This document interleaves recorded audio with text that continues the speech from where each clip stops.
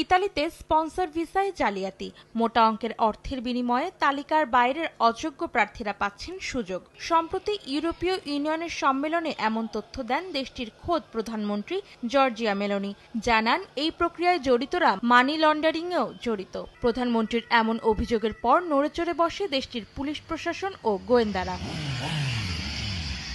এরই পরিপ্রেক্ষিতে গত বুধবার রাত থেকে শুরু হয় অভিযান। অত্যন্ত গোপনীয় এই অভিযানে দেশটির বিভিন্ন স্থান থেকে গ্রেফতার করা হয় ৪৪ জনকে। এর মধ্যে ১৩ জনকে কারাগারে, ২৪ জনকে গৃহবন্দী এবং ৭ জনকে অধিকতর জিজ্ঞাসাবাদের জন্য পুলিশের হেফাজতে রাখা হয়। এমন সংবাদে খুশি ইতালি প্রবাসী বাংলাদেশিরা। যারা নুরুস্তা ভিসা জালিয়াতি করেছে তাদেরকে অ্যারেস্ট করেছে। আমরা ধন্যবাদ জানাই, কারণ আমাদের দেশের সাধারণ মানুষ এজন্য অনেক ভুক্তভোগী। নগদের কাছে সব গ্রাহকই প্রিয়, তাই তো সারা দেশে ক্যাশ আউট চার্জ সবচেয়ে কম। তদন্তে চাঞ্চল্যকর তথ্য পাওয়ার কথা জানিয়েছে ইতালির পুলিশ প্রশাসন ও প্রসিকিউটররা। নাপলির পাশে সালের্নোতে অস্তিত্বহীন ও ভুয়া তথ্যে বিপুল অর্থের বিনিময়ে প্রায় ২৫০০ স্পন্সর ভিসা দেওয়া হয়েছে।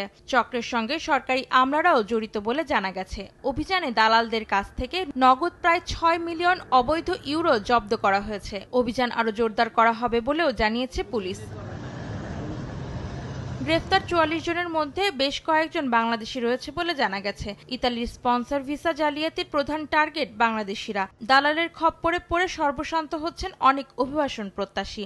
তাই অবৈধ লেনদেন ও দালাল চক্রের খপ্পরে না পড়ার পরামর্শ ইতালি প্রবাসী বাংলাদেশি কমিউনিটির।